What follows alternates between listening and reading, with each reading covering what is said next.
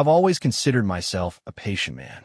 Being a trucker for most of my life, I know what it means to endure long stretches of highway, bad road conditions, and the loneliness that comes with the job. But nothing tested my patience like the slow unraveling of my marriage. Ellen and I had been together for 23 years, married for 20. In the beginning, life was good. We laughed, we loved, we dreamed together. I used to come home from long hauls to find her waiting on the porch, arms wide open, her smile bright enough to make me forget the exhaustion of the road. She made me feel like the king of my own little world. Those days are long gone. Now, when I come home, she barely looks up from her phone. Our once passionate nights have turned into brief, distant encounters, if she allows me near her at all. The bed, once filled with warmth and laughter, now feels cold and unfamiliar. I keep telling myself it's age, that the years have simply dulled the fire. After all, we're both nearing 50. Maybe it's exhaustion from working long shifts at the diner, being on our feet all day. That has to be it, right? But deep down, I know better. It isn't just exhaustion. It's something else. Something unspoken but present in every glance she refuses to meet, in every touch she pulls away from. Even on vacations, when work isn't an excuse, she remains distant. It's not just that she doesn't want to be intimate. It's as if she doesn't even want to be in the same room as me. I try to push the thoughts away. I'm not the type to snoop or suspect. I trust Ellen. Or at least I want to. But the signs are there, stacking up like freight on a loading dock, impossible to ignore. The little things get to me the most. The way she sighs when I speak, like I'm an obligation rather than her husband. The way she checks her phone constantly, smiling at something, at someone, but when I ask, she brushes it off as nothing. She used to be playful, full of jokes and teasing remarks. But now there's an edge to her voice, an impatience that wasn't there before. It's like I'm a ghost in my own home, haunting a life that no longer belongs to me. Then there are the looks. At first, I think I'm imagining it. The way the neighbors glance at me and quickly look away. The hushed conversations that seem to stop when I enter the room. I'm not exactly the most social guy. I spend more time on the road than I do at home, so I figure maybe I'm just out of touch with the neighborhood. But it keeps happening. One day, while unloading my truck in the driveway, I catch old Mrs. Henderson from across the street watching me through her window. The moment our eyes meet, she quickly yanks the curtain shut. A chill crawls down my spine. She knows something. They all do. The feeling only grows stronger when I stop by the local hardware store to pick up some tools. An old friend, Pete, runs the place. We chat for a bit, and then he hesitates before saying, "Jack, you doing all right?" I frown. "Yeah, what?" He shrugs, but I see the concern in his eyes. Just, you know how small towns are. People talk. My gut tightens. Talk about what? Pete clears his throat, suddenly interested in arranging the screwdrivers on the counter. Never mind. Forget I said anything. I don't press him. I should, but I don't. Instead, I leave the store with a weight in my chest, a feeling I can't shake. Something is wrong. But it isn't until an innocent conversation with a neighbor that I realize just how wrong things really are. The feeling of unease lingered like a bad smell. No matter how much I try to shake it off, it followed me everywhere. Every glance from a neighbor, every awkward pause in a conversation, every time Ellen ignored my presence. It all started forming a picture I wasn't ready to accept. A week after my talk with Pete at the hardware store, I decided to take a walk around the neighborhood. I've been gone for nearly 3 weeks on my last trip, and I figured it wouldn't hurt to stretch my legs. I didn't plan on running into Mary Caldwell, the town's most talkative resident, but of course, fate had other plans. "Oh, Jack," Mary called, waving at me from her front yard as she watered her flower beds. "You're back on the road, huh?" "Yep, just got in a couple days ago," I said, forcing a smile. She set her watering can down and leaned on her fence. "How's Ellen doing? She sure has been busy these past few weeks." I raised an eyebrow. "Busy?" Mary nodded, tilting her head in a way that made me uneasy. "Oh yeah, I see her at the diner, of course, but she's been out and about too. I've seen her with that young man a few times." "What's his name again?" "The one from the diner." I felt the first real stab of something sharp and bitter in my chest. "What young man?" Mary gave a knowing smile. "Oh, you know, the cook. Ryan, right? Handsome fella. They seem pretty close. I forced a chuckle, though my stomach churned. She's never mentioned him. Mary frowned slightly. Oh, well, maybe it's nothing. But they sure looked friendly when I saw them by the lake last weekend. Thought it was sweet. I didn't realize she had a younger brother. I went cold. My mouth went dry. I had to swallow before I could answer. She doesn't. Mary's eyes widened slightly, and for the first time since I'd known her, she seemed to realize she had said too much. Oh, well, maybe I just assumed. I forced myself to nod, to keep my expression neutral, but my mind was screaming. Ellen had no brother. The walk back home felt longer than usual. My head swam with possibilities, each worse than the last. I tried to rationalize it. Maybe it was innocent. Maybe Mary was reading too much into things. But deep down, I already knew. I had spent years on the road, trusting my wife to be faithful, believing that no matter the distance, we were solid. That night, I lay in bed next to Ellen, staring at the ceiling while she scrolled through her phone, smiling at something on the screen. She didn't even notice me watching her. Something inside me snapped. I turned onto my side. Who's Ryan? Her fingers froze on the screen for just a second before she turned her head toward me. Her face unreadable. What? The cook at the diner. I clarified. Mary mentioned she saw you with him. For a second, she didn't answer. Then she rolled her eyes and sighed. Oh, for God's sake, Jack. Are we really doing this? Doing what? I asked, my voice steady, but my hands curled into fists under the blanket. Playing the jealous husband game, she said, putting her phone down on the nightstand. Ryan is just a coworker. That's it. We talk sometimes. Big deal. I searched her face, looking for something, anything, that might reassure me. But all I saw was irritation. Like I was the one causing problems. Like I had no right to ask. I nodded slowly. All right. She rolled over, back to me. But I didn't sleep. If she had nothing to hide, why did it feel like she was lying through her teeth? The next day, I made up my mind. I wasn't going to ignore this any longer. I was going to find out exactly who Ryan was, and what the hell was going on between him and my wife. I spent the next day thinking about what I was going to do. The old me, the trusting husband, wanted to believe Ellen, that Ryan was just a co-worker, that Mary had misread the situation. But the part of me that had spent years on the road, dealing with liars and cheats at every truck stop, knew better. I had to know for sure. That evening, while Ellen was in the shower, I took a deep breath and did something I had never done in over 20 years of marriage. I picked up her phone. It was locked, of course, but I had watched her enter the passcode enough times to know it by heart. My hands felt clammy as I punched in the numbers. The screen unlocked. I hesitated for just a second before opening her messages. The first few names were harmless. Co-workers, friends, a few texts from her sister. But then I saw it. Ryan. I clicked on the thread, and my stomach dropped. I miss you already. Last night was amazing. Can't wait to see you again. Jack gets back tomorrow. We have to be careful. My hands clenched around the phone so tightly I thought I might crush it. I kept scrolling, reading weeks, maybe months worth of messages. Some were flirtatious, some downright explicit. But the worst part? The way she talked about me. He's so clueless. He never suspects a thing. I feel nothing when I'm with him.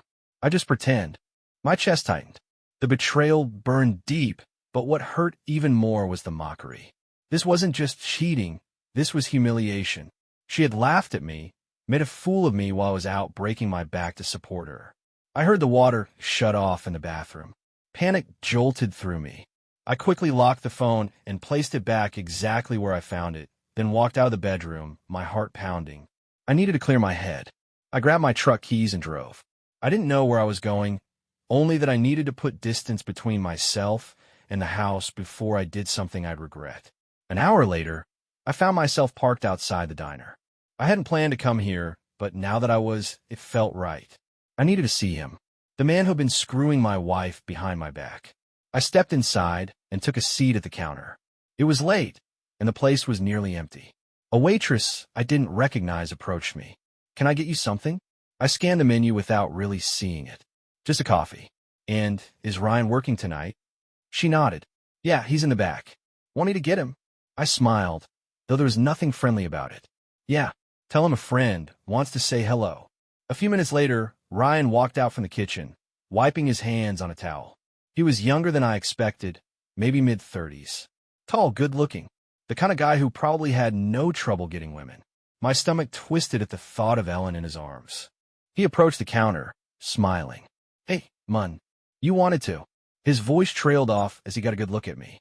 Recognition flickered in his eyes, followed by something else. Panic. I let the silence hang between us before I finally spoke. "So," I said, stirring my coffee slowly, "what's it like sleeping with another man's wife?" The blood drained from Ryan's face. I don't know what you're talking about." I let out a humorless chuckle. "Don't insult my intelligence. I read the messages." He swallowed hard, glancing around as if hoping someone might rescue him from his conversation. But the diner was empty except for a couple in the corner, too absorbed in their own world to notice us. "Look, man," he said, his voice low. "I didn't know. She told you I was dead, didn't she?" I cut in, my voice cold. His face said it all. I had my answer before he even nodded.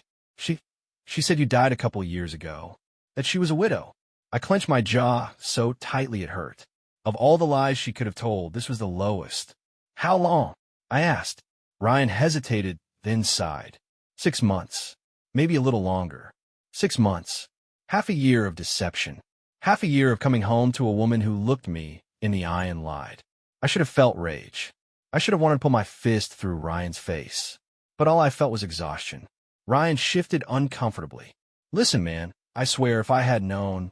I held up a hand to stop him. "Save it.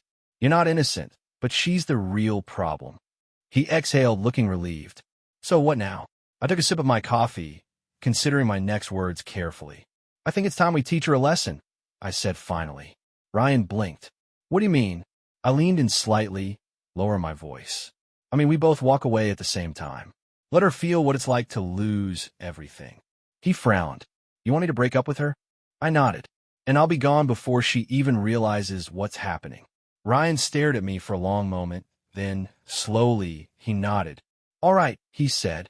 "Let's do it." And just like that, we had a plan. Ellen thought she was in control. She thought she had played me for a fool.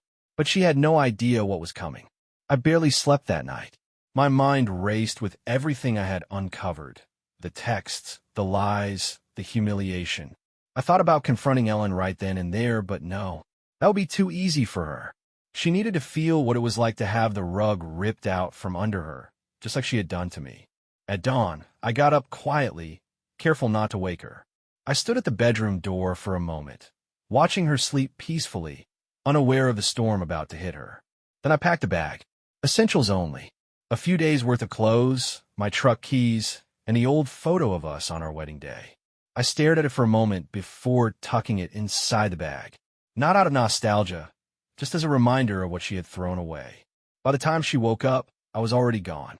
I didn't answer her first call, or the second, but by the third, curiosity got the best of me, so I picked up. "Jack, where are you?" Her voice had that forced casual tone, the kind she used when she was trying to act like everything was fine. I took my time answering. "Gone." Silence. Then, a nervous laugh. "Gone where?" "Does it matter?" I could hear her breathing on the other end, shallow and unsteady. "Jack, what the hell is going on?" "You just left." I let the silence stretch before I finally said, "I know, Ellen." Another pause. This time longer. "Know what?" "I know about Ryan. I know about the texts.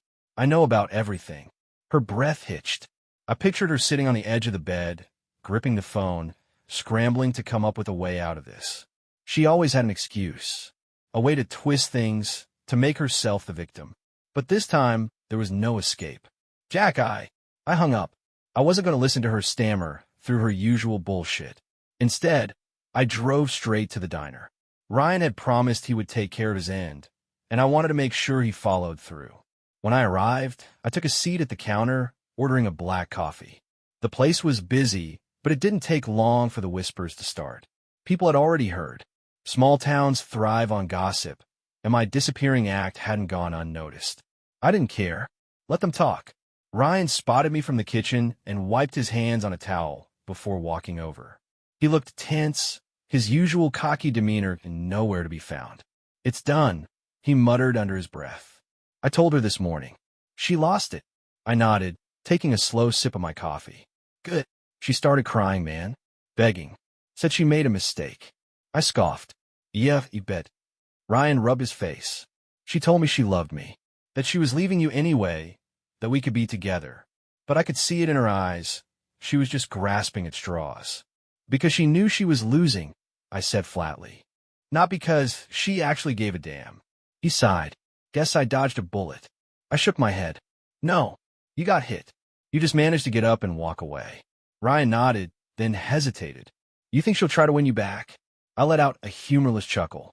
Probably. But she's already lost. And she had. Because when Ellen realized she had been abandoned by both of us at the same time, her world came crashing down. She called me dozens of times that day, leaving voicemails that ranged from desperate to angry to apologetic. I didn't answer a single one. By the time I finally returned home that evening to gather the rest of my things, she was there, waiting. Her face was tear-streaked, her hair a mess.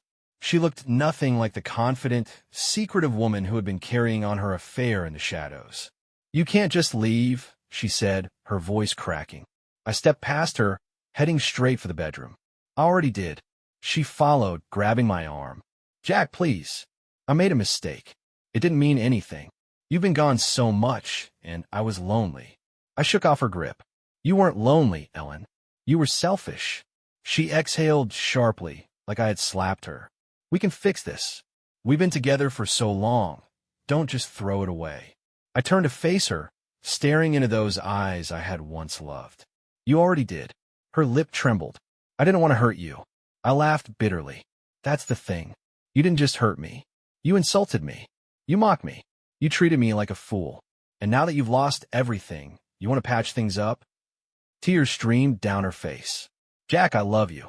I grabbed my bag and walked toward the door. No, you love not being alone. She collapsed onto the couch, sobbing. But I didn't look back. As I stepped outside, the air felt lighter, as if the weight of her betrayal had been lifted from my shoulders. I got in my truck and drove off, knowing one thing for certain. For the first time in years, I was free. I didn't look back. Not at Ellen, not at the house, not at the life I had just left behind. The weight of betrayal sat heavy in my chest. But as I drove farther and farther away, I realized something unexpected. I wasn't broken. I wasn't even sad. I was free. The road stretched ahead, long and empty, just the way I liked it. I'd spent decades driving, but this was the first time in years that I felt like I was actually going somewhere.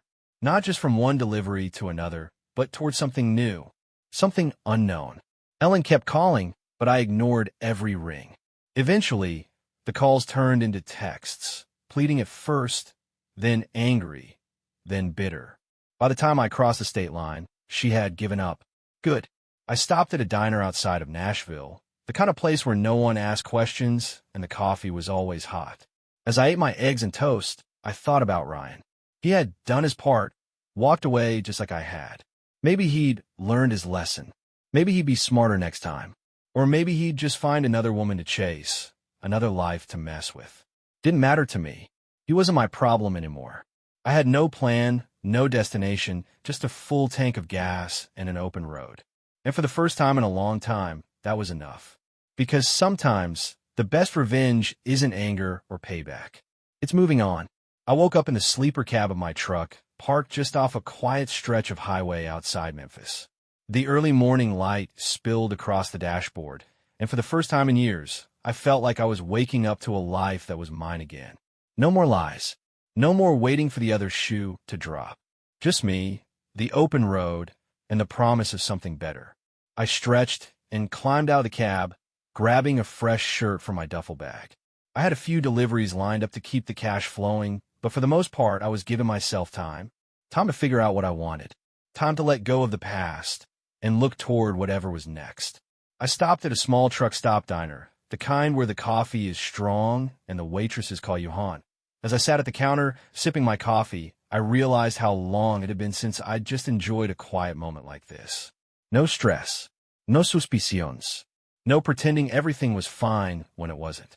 The waitress, a woman in her early 40s with kind eyes and a tired smile, poured me another cup. You passing through? For now, I said. Might stick around a few days. She nodded. wiping down the counter. Good place to catch your breath. I thought about that. Catching my breath. I've been running on fumes for years, trying to hold on to a marriage that was already dead. Now, for the first time, I could just exist without worrying about what came next. As I finished my breakfast, I pulled out my phone and scrolled through the missed calls. Ellen hadn't tried again since yesterday. Maybe she finally got the message. Or maybe she was just waiting for the right moment to try and pull me back in. Either way, I was done. I deleted her number. The moment I hit that button, a weight lifted off my chest.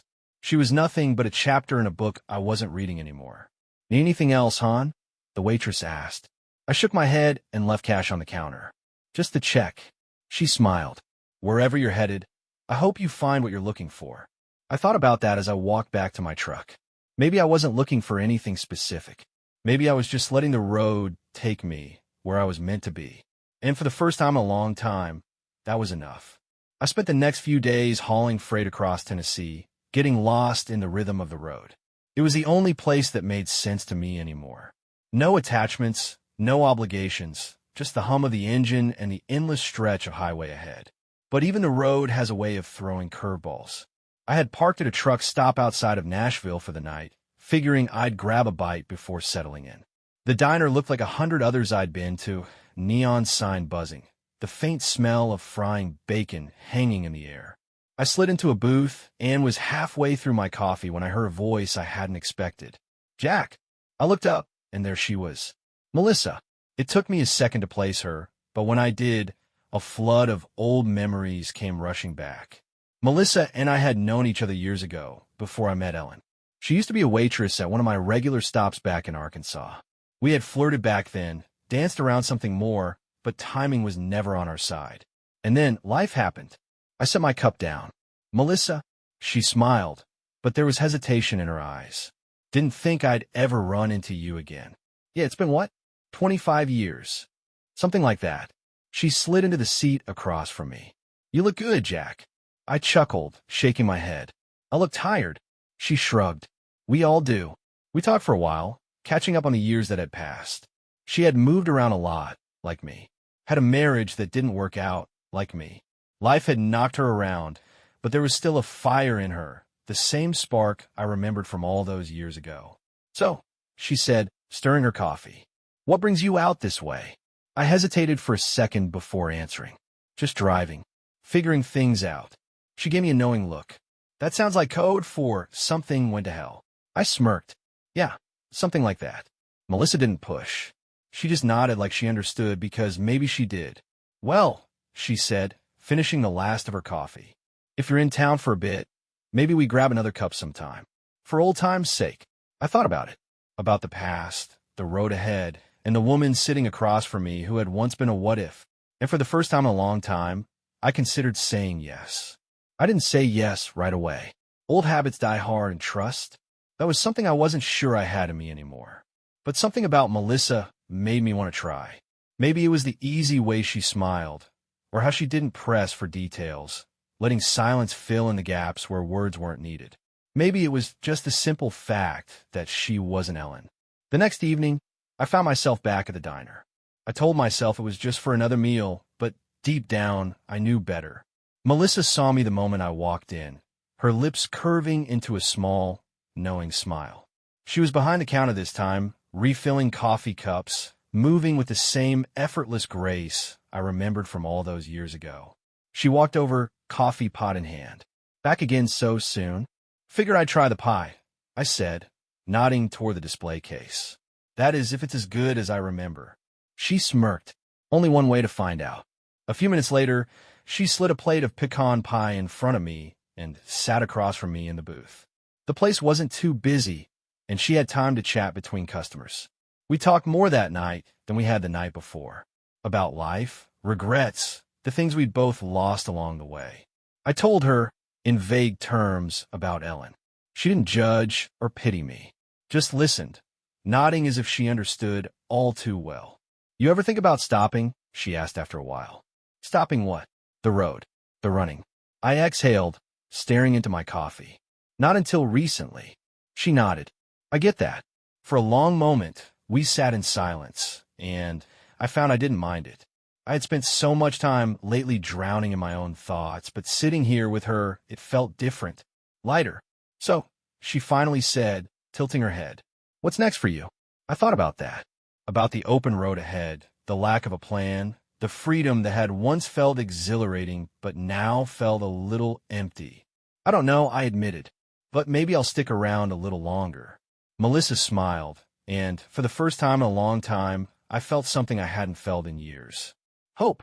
The next morning, I woke up with something unfamiliar in my chest. Peace. It wasn't the numbing emptiness I had carried for so long, nor the anger that had burned through me after discovering Ellen's betrayal. It was just quiet, a kind of calm I hadn't felt in years.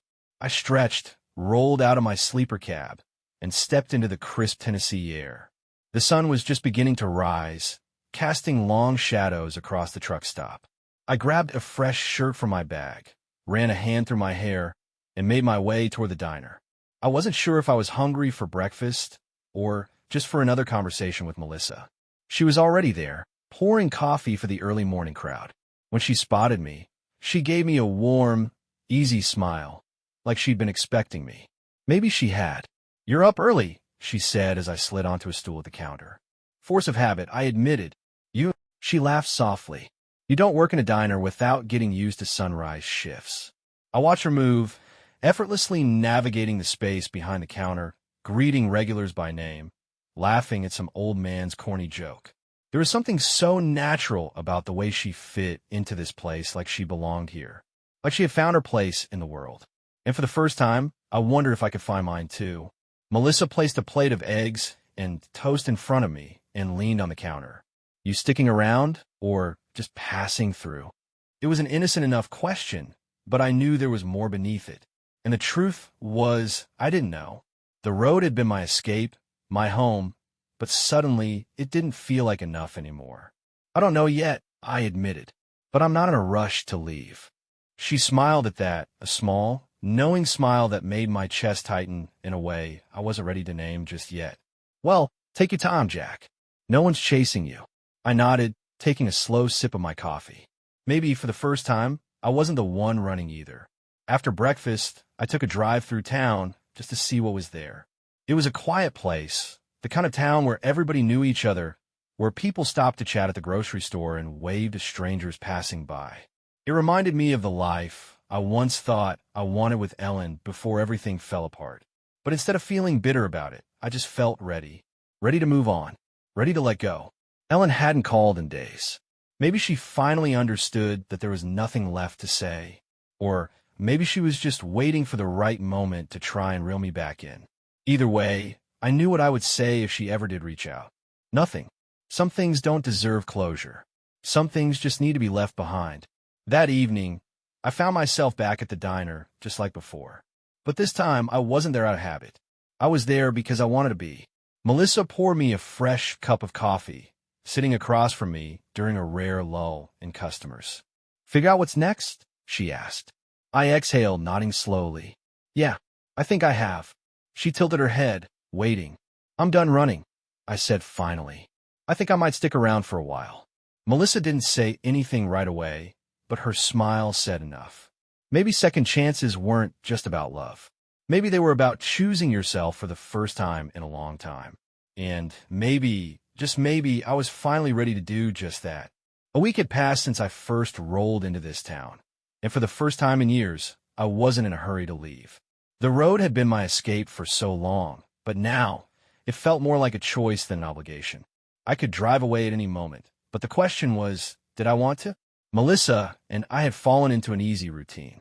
Mornings at the diner, afternoons spent driving around town or tinkering with my truck, evenings where we just sat and talked. She didn't press for anything more, and I appreciated that. Maybe she understood that I needed to move at my own pace. One evening, we sat outside the diner after closing, the warm Tennessee air settling around us. She leaned against the hood of my truck, her arms crossed as she looked up at the stars. "You ever think about settling down?" she asked. I exhaled, staring at the dark highway stretching beyond us. "Did once. Thought I had." She nodded. "Yeah, me too." Silence stretched between us, comfortable, familiar. I had spent years avoiding questions like that, always moving, never staying long enough for anyone to ask them. But with Melissa, it didn't feel like pressure. It just felt like a possibility. I turned to her. And you? You ever think about starting over? She smiled, but there was something in her expression, something hesitant. Maybe, but starting over doesn't mean forgetting where you've been. Just means choosing what comes next. I thought about that, about the choices I had made, the ones that had been made for me, about Ellen, about the years I had wasted trying to hold on to something that was already gone, and about the future, the one I had never really let myself imagine. Melissa looked over at me, her eyes searching mine. You planning on driving off into the sunset, Jack? I shook my head slowly. Not this time. Her smile widened, and for the first time in years, I felt something that had nothing to do with the road or the past. Hope.